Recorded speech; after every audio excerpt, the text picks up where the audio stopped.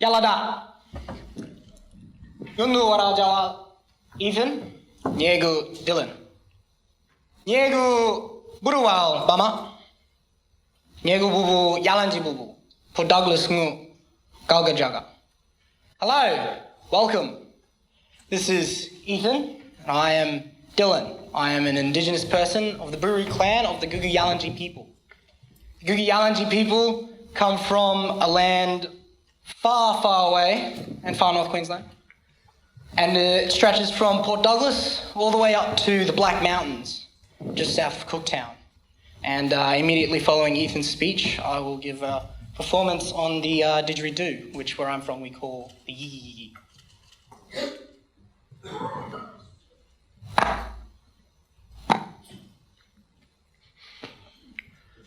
Yama Wimbadoo. There was a time when no streets, buildings, or houses. Instead, there was a rich forest with a vast river system running throughout. Before all of us, this was the home of the Turrbal people. Mount Coot served as a place where the Turrbal people would collect kutar, which is honey from the native stingless bees, and they would record this through wall paintings.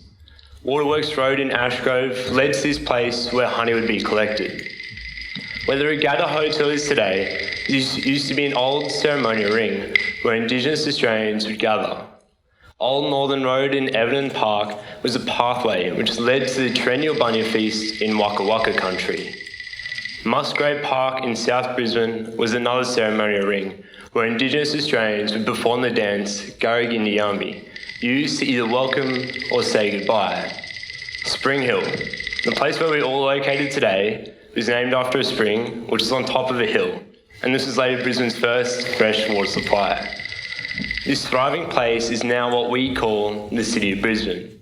It is where the 200 Turrbal tribes would interact with the land, not owning it, but simply acting as its caretakers. However, Brisbane's past hasn't always been this tranquil. Boundary Street, which ends at the entrance of the school, was established in 1805 to keep Indigenous Australians out from the city centre. It was believed there was a calling for it after the Kangaroo Point incident, where a fight broke out between two Aboriginal Australians. You see, back then, European settlers believed that Indigenous Australians had to be monitored by the army, with bayonets at the ready.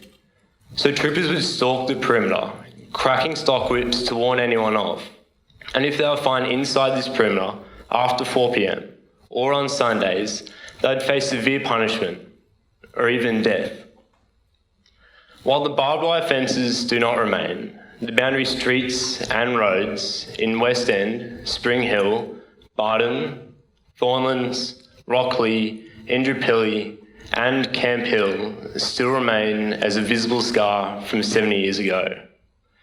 Now, move forward to the 18th of May 2016 to Brisbane Grammar School, positioned at the end of Boundary Street. Uncle Joe, a Turrbal elder, began our annual Sorry Day with the smoking ceremony. It was its first in the history of the school. He then shared his story about what National Sorry Day means to him. I've sat in that assembly hall countless times, but I haven't ever witnessed the boys to be that quiet, listening to each word he was sharing. It was his story about the school, which was by far the most interesting. You see, he could remember walking outside Grammar's gates, but he would never enter them, as he would ponder whether Indigenous boys would ever attend such a prestigious school. He questioned whether he would ever see it in his lifetime. The boy who questioned whether he would ever see Indigenous Australians attend the school was now sharing his story about what it means to be an Aboriginal Australian. While my grammar journey isn't quite done yet, I believe this will be one of the most powerful speeches that I'll ever witness at my time during the school. He then proudly watched onwards as 10 of our Indigenous students performed ceremonial dances on the lawn outside the front of the school, with over 300 of our students watching onwards in support of their Indigenous brothers. His question was answered. To ensure our work is continued, not only as a school, but as a Brisbane and Spring Hill community, we are currently developing a reconciliation action plan. The purpose? To educate us, As we are the young leaders of the future and Australians, it is imperative that we learn about the traditional landowners of the place that we call home. That is only beneficial for us, and reconciliation is a two-way street, so we must not stop there. So at the beginning of this year, we began building a connection with the Ladies Lento Hospital as they focus on another aspect of reconciliation: health. They work in remote Indigenous communities to ensure they're receiving quality doctors. What they'll do is they'll fly people from these communities all the way over to Brisbane. When they arrive, they're only wearing the clothes on their back, which is often insufficient for their period of stay.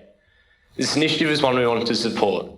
So this year we started to implement Grammar's first ever clothing drive, assisted by the students of Brisbane Girls Grammar School. While this is a new initiative, the response so far across both schools has been extraordinary. The Reconciliation Action Plan is also responsible for a program which has been running in BGS since 2013, the Cape York Immersion. It is offered to our Year 11 students as part of service work and to learn about a way of life which has mostly been untouched. It is the core of what we believe reconciliation is, both Indigenous and non-Indigenous Australians working together to achieve a common goal. While I was unable to attend this trip, I've had many conversations with the boys who have, and there's a particular conversation that I've had with Edward Brown and David Carter is the reason why I'm so passionate today about Indigenous culture.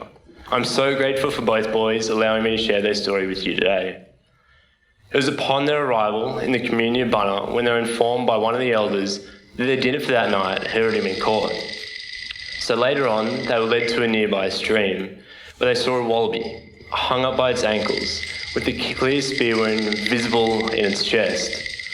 The boys keenly watched onwards as the men expertly used their knife skills to separate the hide from carcass. The opportunity for one boy to then participate was given to Sam Tilbury. However, I have been informed that despite his best efforts, it was best left for the experts. Later that night, the boys shared the wallaby. It was their first step into Indigenous culture. It is stories such as these, which are so rare in our community today, but imperative for us to move forward as a suburb, city, state, and nation.